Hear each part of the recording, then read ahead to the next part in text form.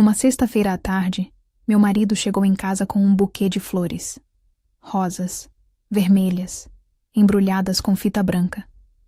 Fiquei olhando para ele na porta por um segundo antes de falar. Não porque flores sejam algo ruim, mas porque em 8 anos de casamento, Gustavo tinha me dado flores 3 vezes. Aniversário de casamento, meu aniversário uma vez, e quando a gente brigou feio logo no começo, e ele apareceu pedindo desculpa. Flores não eram coisa dele. Ele mesmo dizia, sem mágoa nenhuma de mim, que não era de flores, que achava que presença valia mais do que buquê. Então, quando apareceu com rosas vermelhas numa sexta-feira comum, sorri. E por dentro, algo parou. Porque flores dadas pela pessoa errada têm um peso específico. E aquelas flores, eu soube naquele segundo, não eram para mim.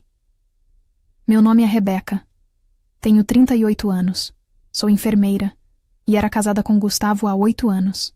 Gustavo era engenheiro civil, prático, direto. O tipo de pessoa que demonstra afeto com ações e não com gestos. Nunca foi de surpresas românticas. Nunca foi de presentes elaborados. Nunca foi de flores. Era um jeito de amar que eu tinha aprendido a reconhecer e apreciar ao longo dos anos. Por isso, quando as flores apareceram naquela sexta-feira, o estranhamento foi imediato.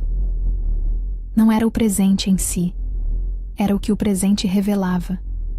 Gustavo estava aprendendo a dar flores, e não estava aprendendo para mim. Peguei as flores, agradeci, coloquei num vaso com água. Gustavo ficou satisfeito com a reação, sorriso de quem achou que acertou. Jantamos normalmente. Assistimos televisão. Fomos dormir. Naquela noite fiquei acordada por um tempo depois que ele dormiu, pensando. Flores vermelhas numa sexta-feira sem motivo. De um homem que em 8 anos nunca tinha comprado flores sem motivo específico. Alguém tinha pedido para ele comprar.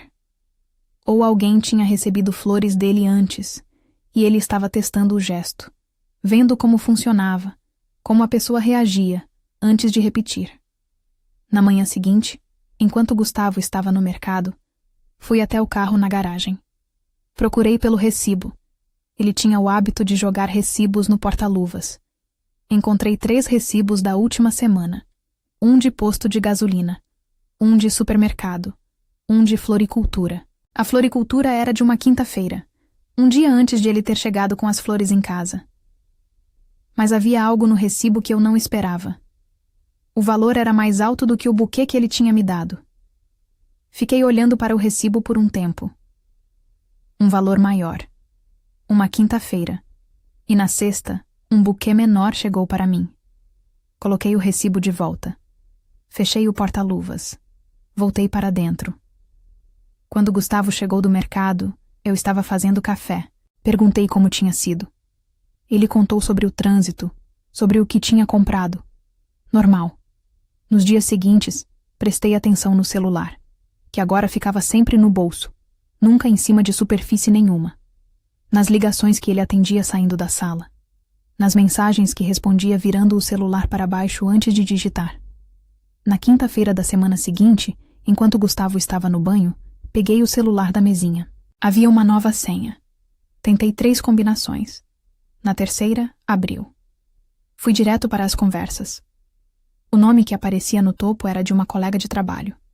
Li o suficiente para entender o tamanho e o tempo do que estava acontecendo. E para entender que as primeiras flores, as de quinta-feira, com o valor maior, não tinham chegado até mim. Escolhi o domingo de manhã. Com calma, com o que precisava organizado, sentei com Gustavo na mesa do café da manhã. Coloquei o recibo da floricultura entre os 2. Ele olhou para o papel, olhou para mim. Quinta-feira você comprou flores. Na sexta, um buquê chegou aqui. O valor no recibo é maior do que o buquê que você me deu. Silêncio. Você comprou 2 buquês. Um foi para mim, o outro não. Gustavo ficou olhando para o recibo por um tempo longo. Quando levantou os olhos, havia uma expressão que eu reconheci. Não de surpresa, mas de alguém que percebe que o cuidado que teve não foi suficiente.